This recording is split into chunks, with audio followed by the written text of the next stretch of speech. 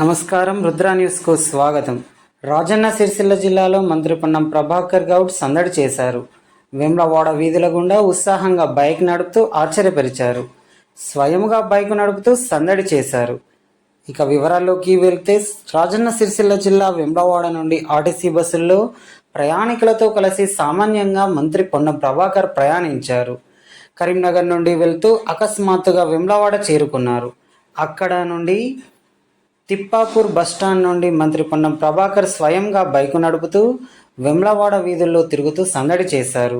మంత్రి పొన్నం ప్రభాకర్ బైకు నడుపుతుండగా ప్రభుత్వ whip Vemulawada MLA ఆది శ్రీనివాస్ వెనకాల కూర్చుకొని వేములవాడ ప్రజలకు అభివాదం చేశారు.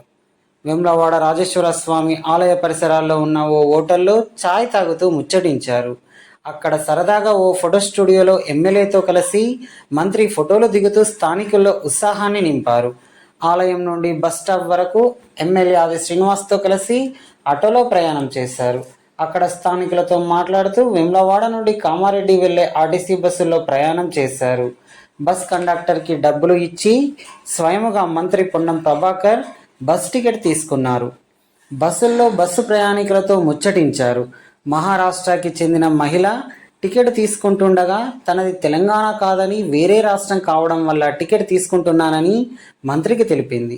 అకస్మాత్తుగా బస్సులో మంత్రి, ఎమ్మెల్యే ఇద్దరు ప్రయాణం చేయడంతో ప్రయాణికులు ఆశ్చర్యానికి గురయ్యారు. మంత్రితో కలిసి సెల్ఫీలు దిగారు. ప్రజలు వారి సమస్యలు మంత్రి దృష్టికి తీసుకొచ్చారు. సిరిసిల్లకి బస్సుల్లో మంత్రి వస్తున్న విషయం తెలుసుకొని అక్కడికి అభిమానులు, కార్యకర్తలు, నాయకులు చేరుకున్నారు. బస్టాండ్లో ప్రయాణికులతో కరచాలనం చేస్తూ ముచ్చటించారు. రోడ్డు నిర్మాణం కల టీ కొట్టులో ఎమ్మెల్యే ఆది శ్రీనివాస్, సిరిసిల్ల కాంగ్రెస్ ఇన్ఛార్జ్ కేకే మహేందర్ రెడ్డి ఇద్దరు నేతలు కలిసి ఛాయ్ తాగారు.